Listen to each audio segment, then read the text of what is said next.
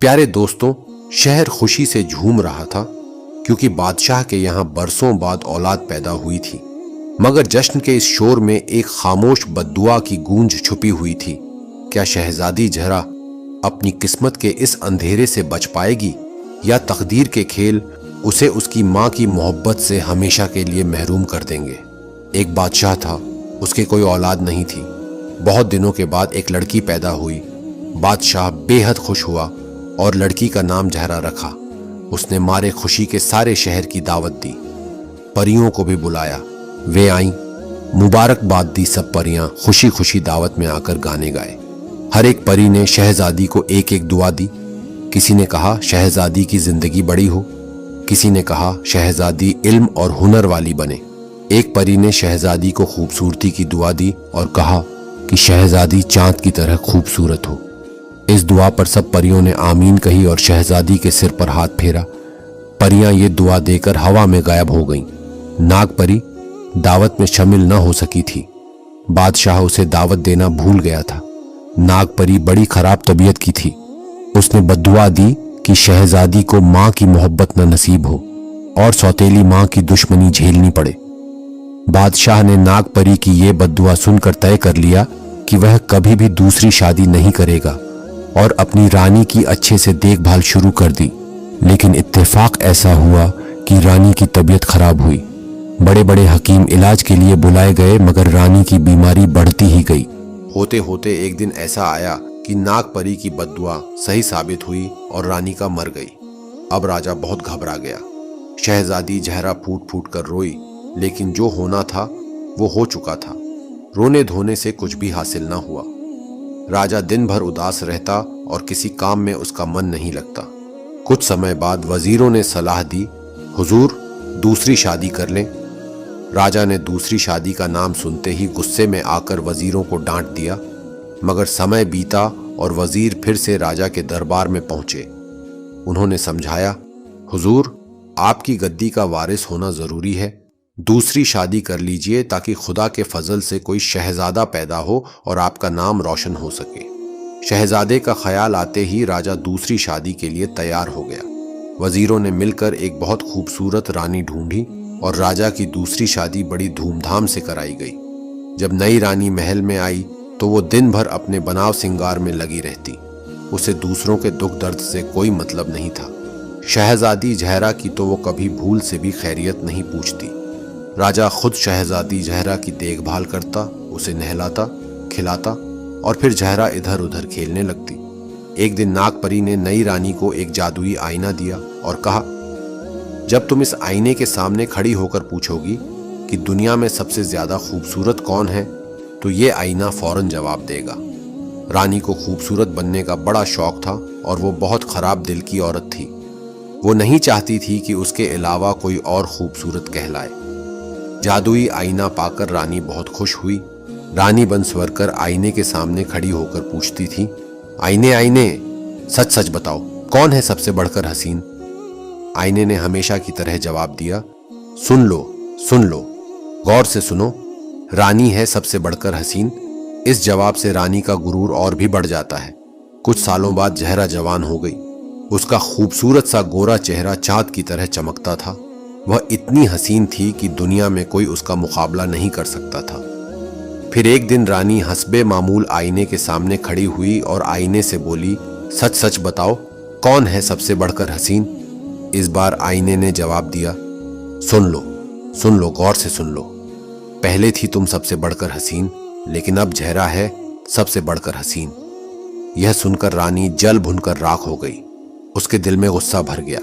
उसका मन हुआ कि वह जहरा की जान ले ले, लेकिन बादशाह के डर से उसने कुछ नहीं किया। लेकिन उसने अपने मन ही मन में उसे मारने की तरकीबें शुरू कर दी। एक दिन उसने जल्लाद को बुलाया और कहा, अगर तुम इस लड़की जहरा को जंगल में ले जाकर मार डालो और उसका दिल मुझे लाकर दिखाओ तो तुम्हें बहुत सा इनाम मिलेगा। लेकिन याद रखना, अगर तुमने उसे नहीं मारा तो मैं तुम्हारी बोटियां कटवाकर कुत्तों से नोचवा दूंगी। शहजादी जहरा बड़ी नेक और भोली थी। वह रात में अपने कमरे में गहरी नींद में सो रही थी जब जल्लाद वहां पहुंचा। उसने शहजादी को उठाया और जंगल ले गया। जब शहजादी जंगल में पहुंची तो उसकी नींद खुल गई। मारे डर के कांप उठी। उसकी समझ में कुछ नहीं आया कि जल्लाद उसे पकड़कर जंगल में क्यों ले आया। जब उसने जल्लाद के हाथ में छुरा देखा तो बेहोश होकर गिर पड़ी। जल्लाद ने अपना छुरा मजबूत हाथों से पकड़ा और शहजादी को कत्ल करने के लिए आगे बढ़ा, लेकिन जैसे ही वह बढ़ा पत्थर से ठोकर लग गई और वह मुंह के बल गिर पड़ा। वह छुरा उसके दिल में घुस गया। बड़े जोर से एक चीख निकली और वह खून में नहा गया। जल्लाद की चीख से शहजादी होश में आ गई। देखती क्या है कि जल्लाद खून में नहाया हुआ जमीन पर पड़ा है। उसे कुछ समझ नहीं आया कि यह क्या माजरा है। वह जोर से चीख पड़ी और भागने लगी। भागते भागते वह जंगल के बिल्कुल दूसरे किनारे पर पहुंच गई। वहां कुछ पेड़ों की आड़ में एक मकान नजर आया। बेचारी दौड़ते दौड़ते थक चुकी थी। जब मकान के करीब पहुंची तो दरवाजा खोलकर अंदर चली गई।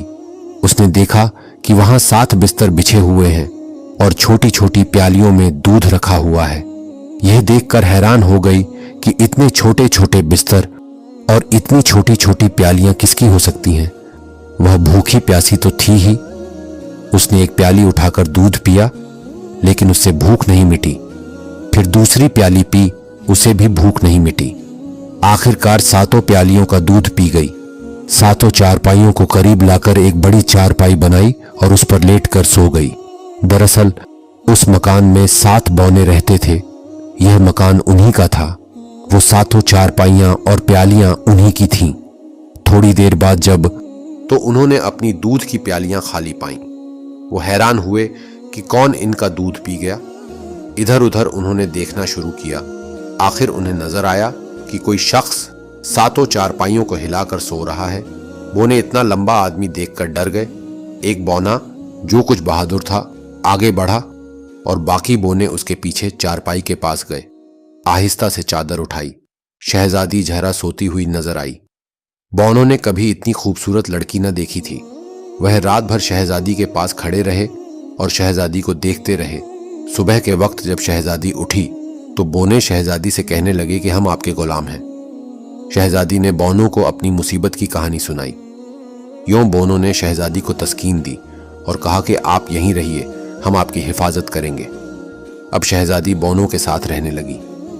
मकान की सफाई करती, चिराग जलाती और खाना पकाती। दिन के वक्त सब बोने जंगल में काम करने चले जाते, रात को वापस आते और शहजादी का इंतजाम देखकर बेहद खुश होते। उधर मिस्र में जब जल्लाद वापस न गया तो रानी बहुत बेचैन हुई। आईने के सामने खड़े होकर फिर पूछा, आईना आईना सच सच बोलो, कौन है सबसे बढ़कर हसीन? आईना फौरन बोला, सुन लो गौर से सुन लो। तुम थी पहले सबसे हसीन, लेकिन अब तो जहरा है सबसे बढ़कर हसीन, जो रहती है जंगल में बौनों के साथ। आईना का यह जवाब सुनकर रानी मारे गुस्से के कांप गई। उसे यकीन हो गया कि जहरा जिंदा है। अब उसने जहरा की जान लेने का पक्का इरादा कर लिया और यह ठान लिया कि किसी न किसी बहाने से वह उसको जरूर मार डालेगी। एक दिन रानी ने सौदा बेचने वाली का भेष बदला। एक टोकरी में चीनी के फूलदार बर्तन रखे और बेचने निकली। बेचते बेचते वह जंगल के उस पार पहुंची जहां बौनों का मकान था। उस वक्त शहजादी मकान में अकेली थी। बौने जंगल में काम करने गए हुए थे। रानी सिर पर बर्तनों की टोकरी लिए इधर उधर चक्कर लगाती और जोर जोर से चिल्लाकर कहती, नए बर्तन से पुराने बर्तन बदलो, नए बर्तन से पुराने बर्तन लो। ये आवाज शहजादी के कानों में भी पहुंची। वह दौड़कर खिड़की के करीब आई और झांककर बर्तन बेचने वाली को देखने लगी। जैसे ही उसने खिड़की से बाहर सिर निकाला, रानी ने देख लिया और पहचान लिया कि यही जहरा है। अब रानी और जोर जोर से आवाज लगाने लगी। शहजादी ने अपने दिल में सोचा कि मैं अपने पुराने बर्तनों से नए बर्तन बदल लूं। ये चीनी के ऐसे खूबसूरत बर्तन देखकर बौने जरूर खुश होंगे। यह सोचकर उसने बर्तन वाली को घर के अंदर बुला लिया। पुराने बर्तन जमा करके दिए और नए बर्तनों की टोकरी उठाकर रखने चली। जैसे ही उसने पीठ मोड़ी, रानी ने झट से उसके गले में पीछे से फंदा डाल दिया और रस्सी कस दी।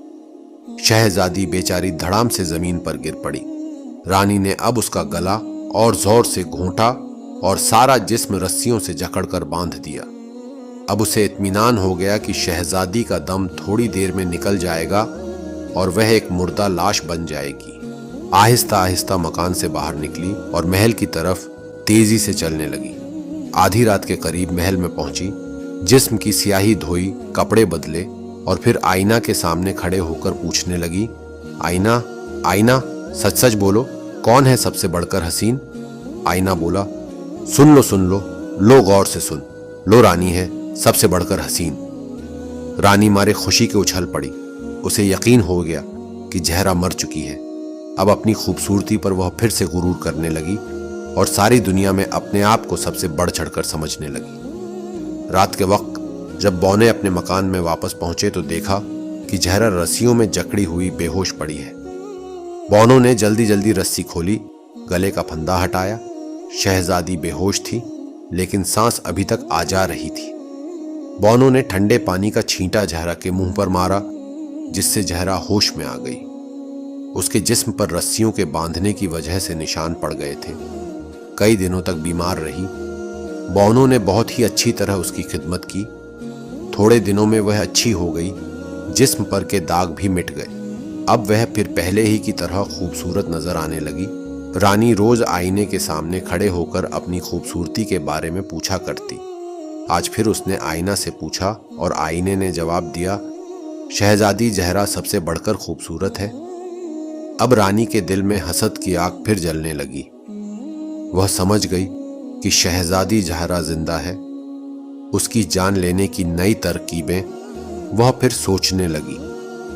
बड़ी कोशिशों के बाद उसने एक जहरीला कंघा तैयार किया।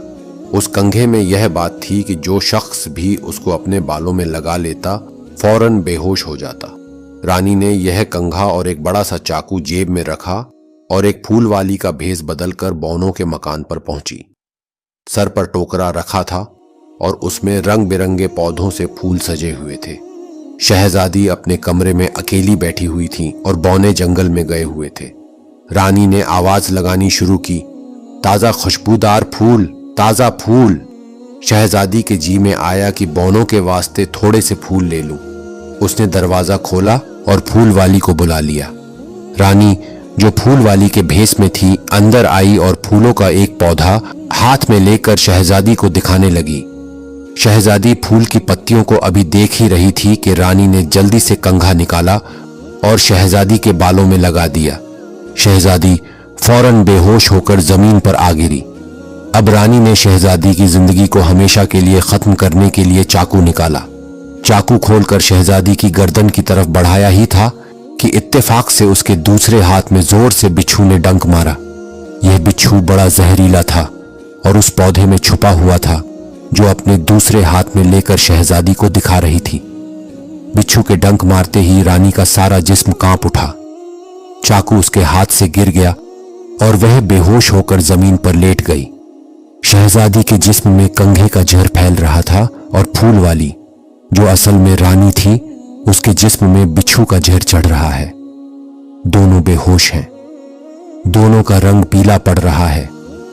थोड़ी देर के बाद शाम हुई और बौने घर में दाखिल हुए। बौन यह तमाशा देख कुछ न समझ सके और न यह पहचान सके कि यह फूल वाली कौन है।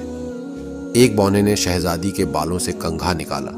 ज्यों ही कंघा बालों से अलग हुआ, शहजादी होश में आ गई और उसने यह बतलाया कि इस फूल वाली ने यह कंघा मेरे बालों में लगा दिया। अब बौने समझ गए कि यह फूल वाली ही असल में रानी है और शहजादी जहरा की दुश्मन है। बौनों ने फूल वाली को पकड़कर एक मकान में बंद कर दिया। दूसरे दिन सुबह को फिर सब बौने जंगल में काम करने लगे और शहजादी घर के कामकाज में लग गई।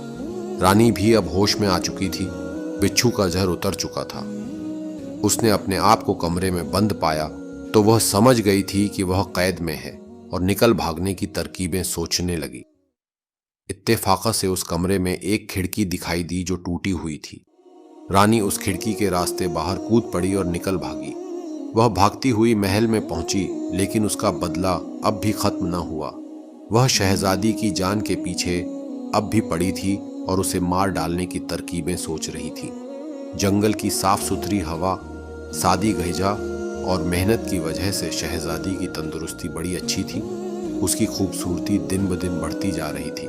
रानी महल में जब कभी आईना से पूछती तो आईना शहजादी जहरा की खूबसूरती की बड़ी तारीफें करता। रानी और जल जाती और दांत पीस पीस कर कहती कि किसी न किसी तरह मैं उसकी जान जरूर लूंगी। आखिर एक तरकीब उसकी समझ में आई।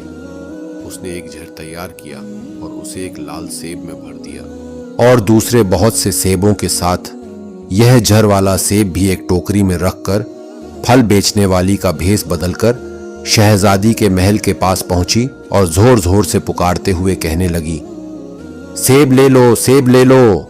शहजादी डर के मारे उसे पास बुलाने की हिम्मत नहीं जुटा पा रही थी, इसलिए वह खिड़की से ही उसे देखती रही। रानी यानी फल वाली ने जब देखा कि शहजादी खिड़की से झांक रही है तो वह तुरंत महल के पास पहुंची और कहने लगी, देखो ये सेब कितने खूबसूरत और मीठे हैं। यह कहकर रानी ने एक सेब काटा और खुद खाया। शहजादी से भी खाने को कहा, लेकिन शहजादी ने इनकार किया। जब फल वाली ने बार बार कहा तो शहजादी थोड़ा सा चखने पर राजी हो गई। अब रानी ने मौके का फायदा उठाकर वही जहरीला सेब काटा और शहजादी को खिला दिया। शहजादी जैसे ही सेब खाने लगी वह बेहोश हो गई और धड़ाम से जमीन पर गिर पड़ी। रानी खुशी से उछल पड़ी और खुशी खुशी महल में वापस आ गई। कपड़े बदलकर वह आईने के सामने खड़ी हुई और पूछने लगी, आईना, आईना, सच्चा बोल, कौन है सबसे सुंदर? आईने ने तुरंत जवाब दिया, हाँ, रानी है सबसे बढ़कर सुंदर। अब रानी का दिल ठंडा हुआ और शहजादी की जान लेकर वह चैन से बैठ गई। रात के वक्त जब बौने घर वापस लौटे तो उन्होंने शहजादी को मरा हुआ पाया। वे बहुत अफसोस करते हुए रोने लगे, लेकिन कर क्या सकते थे। साथ रहते रहते उन्हें शहजादी से बहुत मोहब्बत हो गई थी। वे शहजादी के मरे हुए शरीर को बार बार देखते और रोते। हालांकि शहजादी मर चुकी थी, लेकिन उसका शरीर अब भी फूलों की तरह खिला हुआ था। वही होंठों पर मुस्कान, वही चेहरे पर शगुफ्तगी, वही जिस्म में नजाकत। बस यह मालूम होता था कि शहजादी गहरी नींद में सो गई है। उसे देखकर हरगिज यह यकीन नहीं होता था कि वह मर चुकी है। सब बौनों ने मिलकर शीशे का एक लंबा सा बॉक्स बनाया, उसमें काफूर बिछाया और शहजादी को उसमें लिटाकर बक्से को पहाड़ की सबसे ऊंची चोटी पर रखाए। कुछ दिनों के बाद एक शहजादा शिकार खेलते खेलते पहाड़ की ऊंची चोटी पर पहुंचा। जब उसकी नजर उस शीशे की अलमारी पर पड़ी तो वह बहुत हैरान हुआ।